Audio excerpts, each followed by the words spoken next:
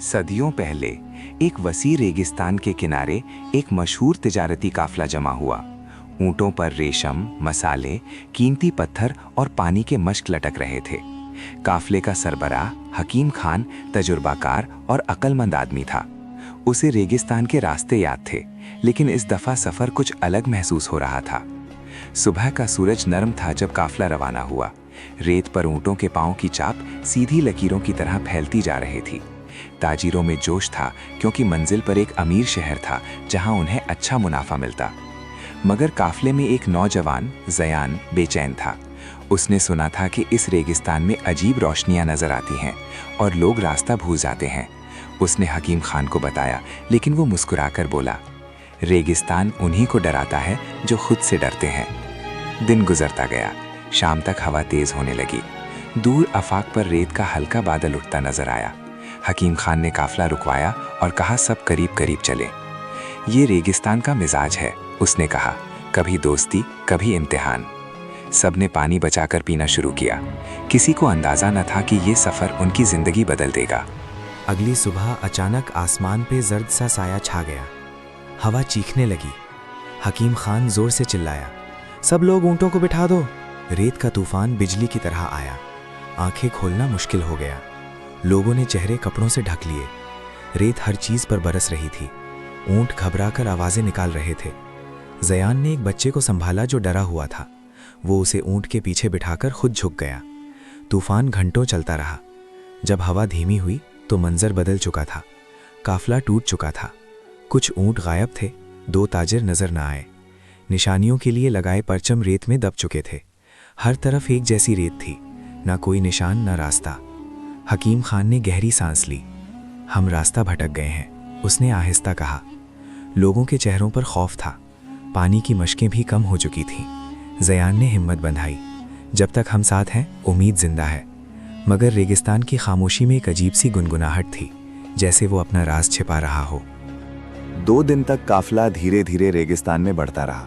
सूरज दिन भर आग बरसाता और रात को ठंडी हवा जिस्म की थकान को और महसूस करा देती।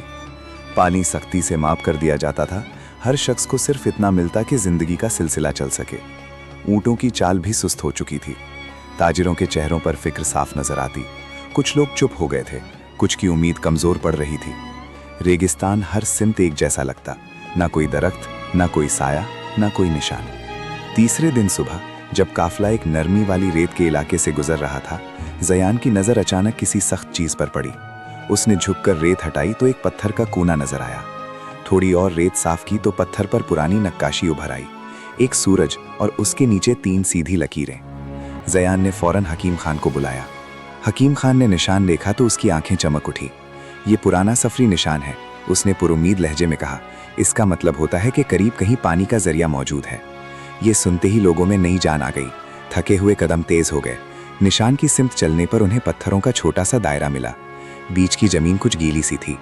जब खुदाई की गई तो थोड़ी देर बाद नमी पानी में बदल गई। हल्की सी चश्मे जैसी धार निकली। लोगों ने सुकून का सांस लिया, शुक्र अदा किया और मशकें भरी। रात को सबने छोटी सी आग जलाकर आराम किया। सितारे साफ चमक रहे थे। इसी दौरान एक बुजुर्ग ताजिर ने धीमी आवाज में कहा, ऐसे निशान अक्सर उन काफिलों को मिलते थे जो कभी मंजिल तक ना पहुंच सके। उसकी बात पर महफिल खामोश हो गई। ज़यान ने आसमान की तरफ देखा। चमकते सितारे जैसे रास्ता दिखा रहे थे। उसने दिल ही दिल में सोचा, जब जमीन पर निशान मिट जाते हैं तो आसमान रहनुमाई करता है। उम्मीद फिर से जिंदा हो चुकी थी। गई और रेगिस्तान पर खामोशी छा गई। हवा ठंडी थी, लेकिन उसमें एक अजीब सी सुनसानाहट थी जो दिल को बेचैन करती। काफिला छोटी सी आग के गिर्द आराम कर रहा था कि अचानक दूर रेत के टीलों पर नीली सी रोशनी झलमिलाई। पहले किसी ने ज्यादा तवज्जो ना दी। सबने समझा शायद थकन की वजह से आंखों का धोखा है। मगर कुछ लम्हों बाद वही रोशनी फिर चमकी, इस दफा ज्यादा वाज़े। लोगों में हल्की सी घबराहट फैल गई। एक ताजिर ने धीमी आवाज में कहा, ये वही रोशनियां हैं जिनका जिक्र मुसाफिरों की कहानियों में आता है। कुछ चेहरों पर खौफ साफ नजर आया। हकीम खान ने सुकून से सबको देखा, फिर फैसला किया कि हकीकत मालूम करनी चाहिए। 2 लोग जाकर देखते हैं, उसने कहा। ज़यान फौरन खड़ा हो गया। मैं जाऊंगा, उसने पुरएतमाद लहजे में कहा। एक और ताजिर उसके साथ हो लिया। दोनों एहतियात से रेत पर कदम रखते हुए रोशनी की तरफ बढ़े। जितना वो करीब जाते रोशनी उतनी ही नर्म लगती। नज़दीक पहुंचकर उन्हें पता चला कि वो रोशनी किसी चिराग या जादू की नहीं, बल्कि पत्थरों पर जमी कदीम नमक की तह थी जो चांदनी में नीली चमक दे रही थी। वो मुस्कुराते हुए वापस लौटे और सबको हकीकत बताई। खौफ की जगह सुकून ने ले ली, लेकिन हकीम खान ने गहरी सोच में कहा, नमक की तहें अक्सर उन जगहों पर होती हैं जहां कभी पानी बहता था। ये बात सुनते ही सबकी आंखों में उम्मीद चमक उठी। शायद रेगिस्तान उन्हें अगला रास्ता दिखाने लगा था। ये एक नया सुराग था और शायद उनकी निजात का जरिया भी।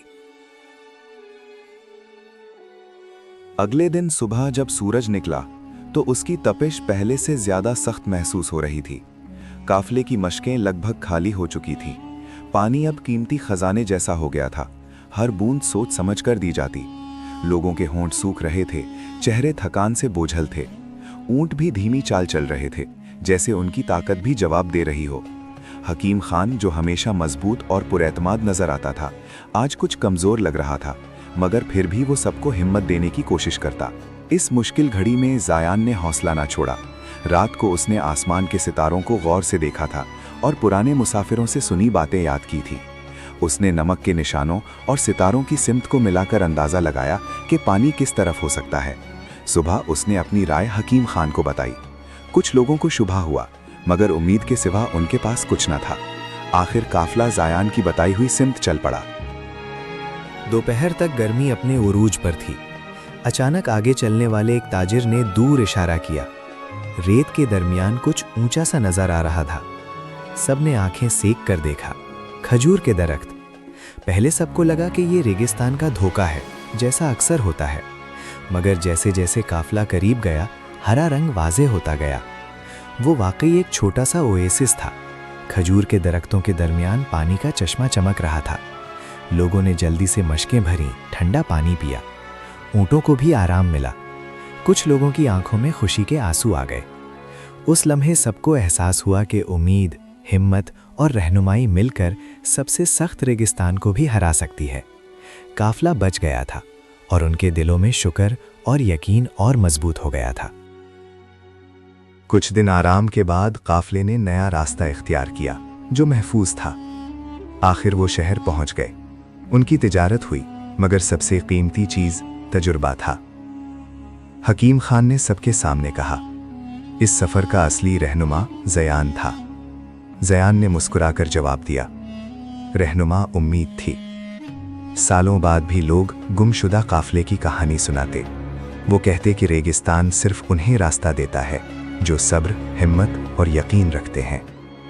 और यूं ये कहानी दास्तान बन गई, एक काफले की जो गुम हुआ, मगर टूटकर बिखरने के बजाय और मजबूत होकर निकला।